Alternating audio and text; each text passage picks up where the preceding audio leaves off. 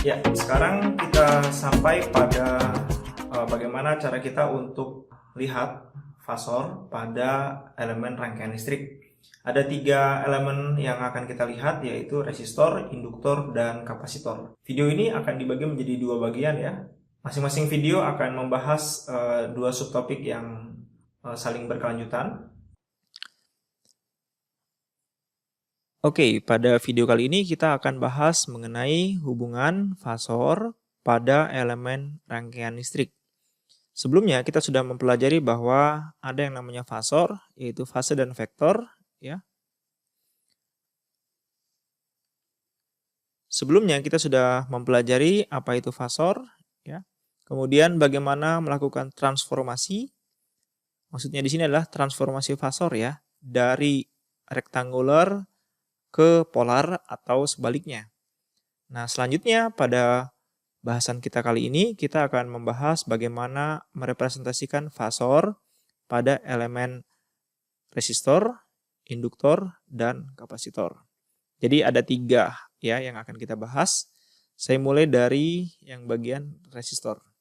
Nah, di sini teman-teman bisa lihat ini kita punya resistor yang dipasangkan dengan suatu tegangan ya, ini positif negatif, ini juga sama. Kemudian pada resistor mengalir arus I, ya ini sama. Cuman kalau di sini tegangannya kita nyatakan dalam domain waktu, ini V kecil. Sementara yang bagian ini tegangan ya, kita nyatakan dalam vektor ya, ini di bold, cetak tebal. Ini adalah domain frekuensinya. Oke, bagaimana cara merepresentasikan fasor pada elemen R? Nah, di sini kita buat analisa ya. Saya bagi dulu menjadi 2 di sini. Oke. Nah, misalkan ya di sini, misal pada resistor di sini ya, R ini ya mengalir arus ya, arus listrik. Misalkan arus listriknya adalah I ya di sini. I sama dengan I maksimum ya, cos omega T tambah dengan psi. Nah, ini teman-teman bisa lihat bahwa arusnya itu adalah arus dalam bentuk fungsi sinusoid. Dalam hal ini adalah fungsi cos. Nah, berarti arus yang mengalir di sini itu bentuknya akan sinusoid ya, begini. Oke. Nah, maka di sini arus yang mengalir adalah arus AC. Nah, sekarang kita lihat tegangan ya. Di sini ya. Maka tegangan ya pada ujung kapasitor, ujung resistor ya di sini. Ujung resistornya. Berarti kita tulis ya. Berarti kan kita pakai hukum ohm aja. V sama dengan I kali dengan R. I-nya kita ganti yang ini. Jadi sama dengan I maksimum cos omega T tambah psi dikalikan dengan R. Ya, atau R-nya kita kalau kalikan ke depan, maka kita dapatkan I maksimum ya kali dengan R kali dengan cos omega T tambah psi. Oke, jadi ini adalah representasi tegangan ya teman-teman. Saya tulis dulu di sini ya. Representasi ya tegangan ya, dalam domain apa di sini? Ini ada T-nya, maka ini adalah domain waktu ya. Oke, domain waktu. Nah, bagaimana kalau ini kita nyatakan dalam fasor ya? Saya tulis dulu di sini ya. Bila dinyatakan dalam fasor, maka kita tulis V besar ya. Yang bold ini artinya vektor ya, fasor ya. Sama dengan R-nya kita tulis. Nah, kemudian yang bagian ini sama ini itu menjadi IM ya, sudut psi. Oke ya, masih ingat ya teman-teman. Nah, kemudian kita ingat lagi ya. Ingat bahwa representasi dari arus ya.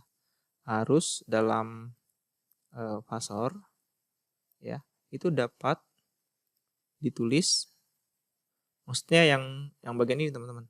Ini kan ini bisa ditulis sama dengan I maksimum ya, sudut psi. Ya, di sini. Ya, saya tulis lagi di sini ya. I sama dengan, tapi ini adalah I yang bagian bold ya.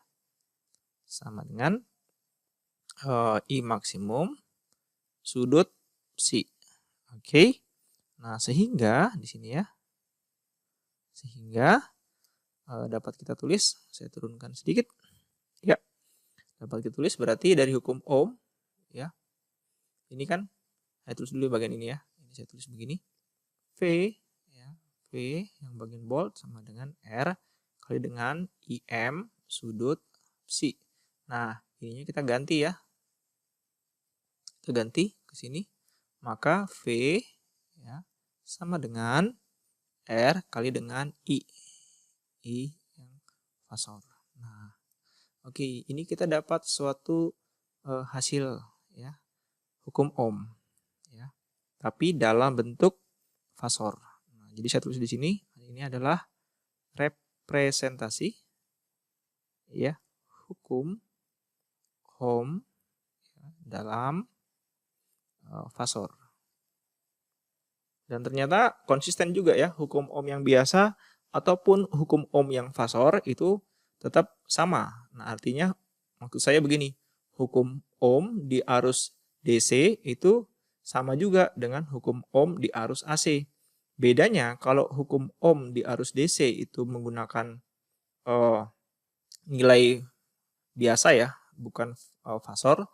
Tapi kalau hukum Ohm di arus AC itu harus menggunakan fasor ya, tapi ekspresinya tetap sama. Nah, sekarang kita coba gambarkan. Saya tulis di sini ya, gambarkan atau gambar ya, gambar fasor, fasor diagram. Oke, ingat bahwa fasor itu tersusun dari dua sumbu ya teman-teman, sumbu real dan sumbu imajiner. Ya. Ini bagian realnya, saya tulis RE, kemudian bagian imajinernya adalah IM. Nah, ini kita lihat antara arus ya di sini, arus dan tegangan ya, sudutnya itu sama sebesar psi ya, berarti bisa kita tulis teman-teman. Atau di sini saya tulis dulu ya, IM itu sama, I ya, maaf, I bold ya, I sama dengan I maksimum sudutnya psi. Sementara kalau V ya, V itu sama dengan yang ini ya, yang ini, R dikalikan dengan I maksimum dengan sudut psi. Nah, di sini kan kelihatan bahwa V itu dikalikan dengan faktor R. Nah, R itu kan nilainya selalu lebih besar daripada 0 ya. Berarti nilai V itu lebih besar. Ya, dari sini saya ambil kesimpulan. V itu selalu lebih besar daripada I di sini ya, kasusnya. Nah, maka ketika kita menggambarkan fasor, nah, misalkan ini saya gambar dulu nih yang bagian I-nya. Misalkan kita ambil di sini ya. Ini adalah untuk I, ya. Sudutnya adalah psi. Nah, kemudian kita gambarkan juga yang V. Tadi saya sudah jelaskan bahwa V itu dikalikan dengan faktor R ya. Dan R-nya itu lebih besar pada 0. Artinya ini akan nilainya lebih besar ya daripada ini. Oke, bisa lebih besar ya. Besar. Ya bisa juga sih lebih kecil kalau misalkan 0,5. Berarti kan ini ya, apa namanya, setengahnya ya. Oke, tapi kalau saya ambil kasus dia lebih besar, V-nya, berarti dia akan gambarnya begini. Nah, ini dia. V ya, ini V-nya. Sudutnya sama, psi. Nah, kesimpulan kita apa di sini? Kesimpulan kita adalah, tulis ya di sini ya, kesimpulan. Kesimpulannya adalah pada resistor ya, fasor antara V ya, tegangan dan arusnya I itu dia sefase ya, besar ini psi. Oke, sekarang kita lanjutkan bagaimana ekspresi fasor pada induktor. Di sini teman-teman bisa lihat kita punya rangkaian ya, ada rangkaian induktor di sini, lilitan kawat ya yang warna merah. Kemudian pada kedua ujung induktor dipasang suatu tegangan yang namanya V. Ini V kecil, artinya dalam domain waktu kita akan melihat bagaimana ekspresi tegangan dalam domain fasor ya.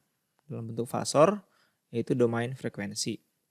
Nah, jadi pertanyaannya adalah bagaimana ekspresi arus dan tegangan pada induktor dalam fasor. Oke, sama seperti analisa kita pada rangkaian resistor ya, atau pada elemen resistor. Oke, saya tulis di sini ya. Jadi kita asumsikan arus ya yang mengalir itu sama ya, maksudnya sama dengan yang resistor tadi. I sama dengan I maksimum cos omega T tambah dengan psi.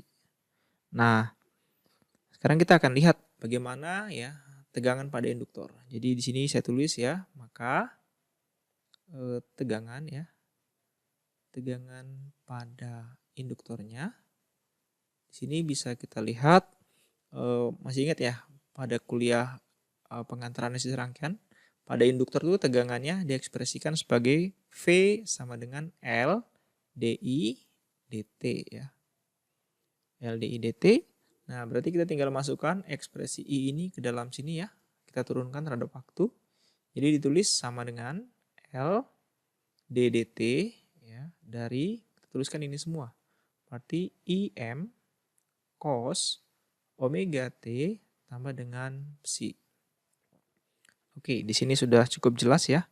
Nah, sekarang silakan teman-teman turunkan IM cos omega T terhadap T ya. Berarti ini sama dengan L-nya kita tulis saja. Nah, turunannya IM ya karena dia konstanta berarti bisa keluar ya. Kita tulis dulu di sini IM. Kemudian kita turunkan dulu yang bagian dalam ini omega T plus psi kalau diturunkan yang ada variabel T-nya saja, berarti kita dapat omega. Ini turunnya sama dengan 0 ya. Berarti kita tulis di sini dikalikan dengan omega. Nah, terus kita kalikan turunan cos. Turunan cos adalah min sin ya. Min sin omega T tambah psi. Oke. Atau lebih enak ditulis menjadi begini ya. Minus omega L ya, kalikan dengan I maksimum sin omega T tambah dengan psi. Nah, ini adalah tegangan pada induktor. Jika arus yang mengalir adalah ekspresinya ini, maka tegangannya dalam bentuk seperti ini. Ya. Lalu ini kita apakan? Nah, ini kita lihat ya teman-teman. Ini kan cos. Ya, sementara ini sin. Nah, biar enak kita samakan saja. Ini V-nya dalam bentuk cos. Ya, jadi kita gunakan di sini ya. Sebentar. Ya, di sini kita ubah dalam bentuk ya, bentuk sinus. Nah, di sini kita gunakan identitas ya. Gunakan identitas bahwa min sin A sama dengan cos A plus 90 derajat. Nah, ini silahkan dicek ya teman-teman. Nah, artinya apa di sini? Di sini kita punya min sin.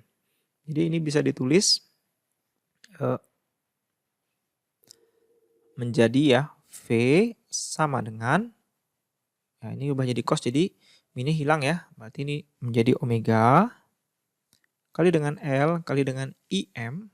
Oke, kemudian kita cosnya yang bagian dalam ini ya adalah A ya. Omega T plus psi ya, kemudian kita pluskan dengan 90 derajat. Oke, ini 9 ya. 90 derajat. Nah, sekarang ini kita transformasikan, teman-teman. Ya, bagian ini transformasikan ke dalam fasor ya. Saya terus dulu.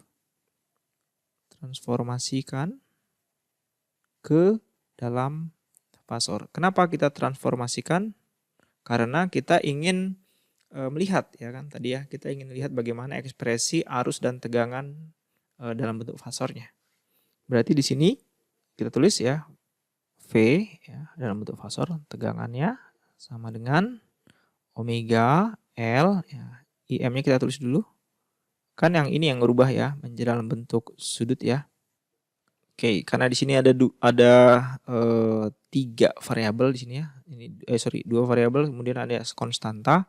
Ini saya ubah aja dulu dalam bentuk eksponen ya. Berarti J ya, di sini J. Kemudian psi plus 90 derajat. Oke. Ini kalau kita pecah ini menjadi begini. Omega L IM ya. E pangkat J kali psi, kita kalikan ke dalam ya. Dikalikan dengan E pangkat J 90 derajat. Oke. Ini kita sudah bagus ya, sudah dapat ini. Kemudian kita di sini ingat teman-teman. Ingat bahwa ya I ya tadi arus dalam bentuk fasor itu sama dengan I maksimum ya sudut 90 derajat. Oke.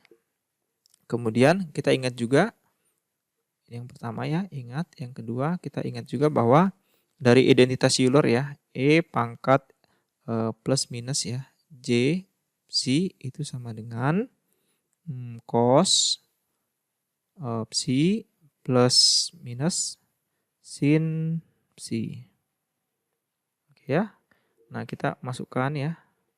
Masukkan nilai psinya ini sama dengan 90 derajat ya. Karena di sini ada nilai 90 derajat ya. Oke, kita masukkan. Jadi didapat ya. Didapat E pangkat J 90 derajat. Nah, kita ingin nyari ini loh. Ini hasilnya berapa sih? Gitu ya. Sama dengan cos 90 derajat ya. Plus sin 90 derajat. Cos 90 adalah 0, sin 90 adalah 1. Sorry, ini ada J-nya di sini ya. J. Berarti ini sama dengan 0 plus J kali dengan 1. Berarti jawabannya E pangkat J 90 derajat itu sama dengan J. Nah, ini dia kesimpulannya ya, teman-teman. Oke, maka kita kembalikan ke sini ya. Kita kembalikan, nah, saya tulis di sini aja biar lebih enak ya.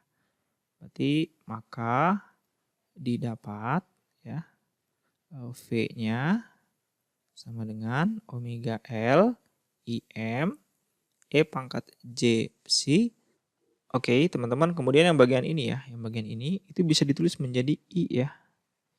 I dalam bentuk fasor ya, karena I dalam bentuk fasor sama dengan IM E pangkat J psi ya. Sehingga ekspresinya menjadi lebih sederhana lagi. V ya, dalam bentuk fasor ini sama dengan omega L I ya kalikan dengan J. Nah, ini dia. Oke, nah sekarang kita lihat apa makna dari ini. Dari hasil kita. Nah, sebelumnya kan kita mau lihat ya bagaimana ekspresi arus ya, ekspresi arus dan tegangan ya. Ini kita sudah dapat nih tegangannya. Arusnya tadi di atas ya. Harusnya adalah yang ini teman-teman ya. Ini kalau dinyatakan dalam bentuk fasor ya. Ini kan sama dengan begini ya. I fasor ya. Terus begini ya. Sama dengan I maksimum sudut psi gitu ya. Oke, ini saya bawa. Yang ini saya bawa ke bawah. Kita juga punya ya. Diketahui juga ya. Bahwa si I-nya itu sama dengan tadi ya I maksimum sudut psi ya, atau ini dalam bentuk